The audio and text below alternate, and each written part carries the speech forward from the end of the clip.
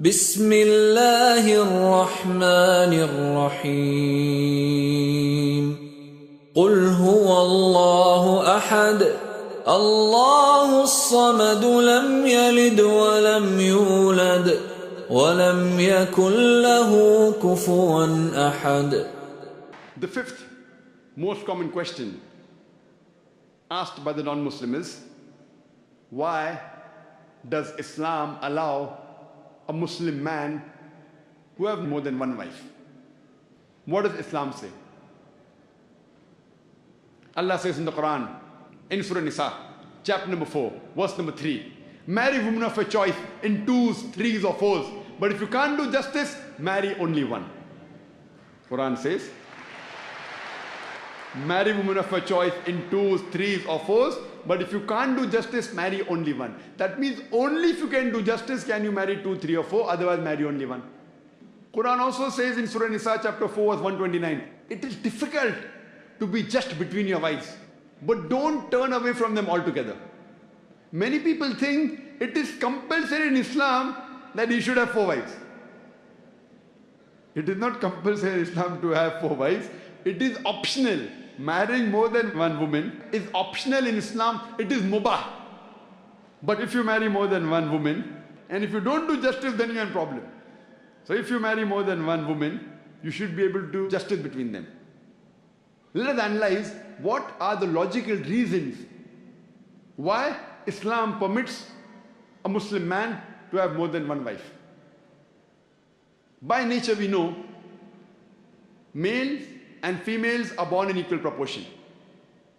But in the pediatric age itself, you ask any medical doctor, he will tell you that medically the female sex is the stronger sex. The female child has more immunity than a male child.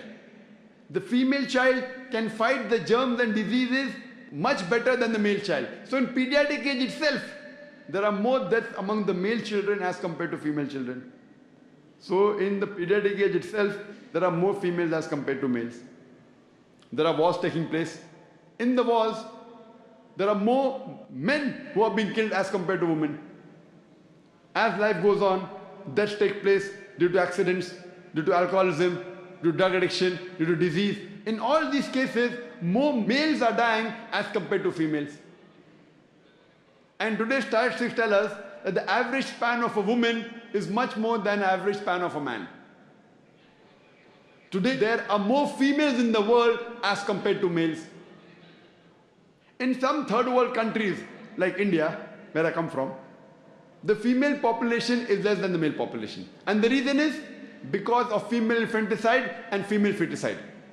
There's a program by the name Let Her Die, under the banner Assignment. It came on BBC, where a British reporter by the name of Emily Beckenin, she says that every day more than 3,000 fetuses are being aborted after they identified that they're females.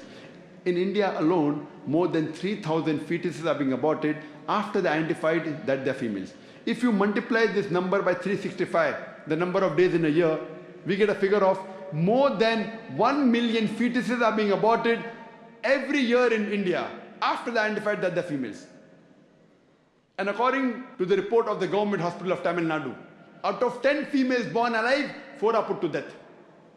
If this evil practice of female infanticide and female feticide stops in India, even in India, in a few decades, the female population will outnumber the male population. Today when we analyze throughout the world, there are more females as compared to males. In New York alone, there are 1 million females more than males.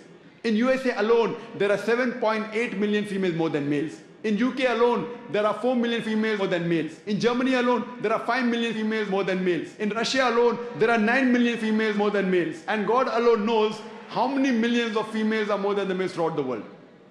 If I agree with a non-Muslim that every man should marry only one woman, and suppose my sister or suppose your sister happens to live in USA, and if the market is saturated, every woman has found a life partner for herself.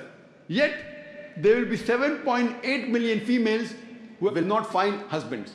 And if unfortunately your sister or my sister happens to live in USA, and if she's amongst one of those 7.8 million females who has not found a husband, what's the option she has? The only option she has is that she either marries a man who already has a wife, or she becomes public property. Public property? Many people say, Dr. Zakir Naik, such a harsh word. It is the most sophisticated word I can use. I cannot think of a better word. There's no option. She either marries a man who already has a wife or becomes public property. In America, having mistresses is very common. The American statistics tell us, on an average, a man has 8 different sexual partners before he settles down with one. 8 different. Some may have 5, some may have 10, some may have 20. 8 different sexual partners before he marries. After marriage, how many he has, the statistics doesn't say that. But before he marries, he has on an average 8 different sexual partners. Having mistresses in America is common, no problem. 10, 20, no problem. Having 2 wives doesn't go down their throat. You know, when a woman becomes the second wife of a man, she gets honor, she gets a right. She lives a very peaceful life, with grace, with honor, with all her rights. And when a woman is a mistress, she doesn't get her rights, she has no protection, she leads a life of disgrace. Therefore, Islam permits some men to have more than one wife to protect the woman. And I do agree, if someone tells me that no woman would like to share the husband, I agree with them. I don't argue. I agree with you that no woman under normal circumstances would like to share the husband. But the Islamic Sharia says, let a small loss take place to prevent a big loss. That means a good Muslimah who knows the situation of the world would not mind sharing a husband to prevent her sister from becoming a public property. You ask any modest woman, would she prefer becoming the wife of a man who already has a wife or becoming public property? Any modest woman would choose the first one. Bismillahir Rahmanir Rahim. قل هو الله أحد الله الصمد لم يلد ولم يولد ولم يكن له كفوا أحد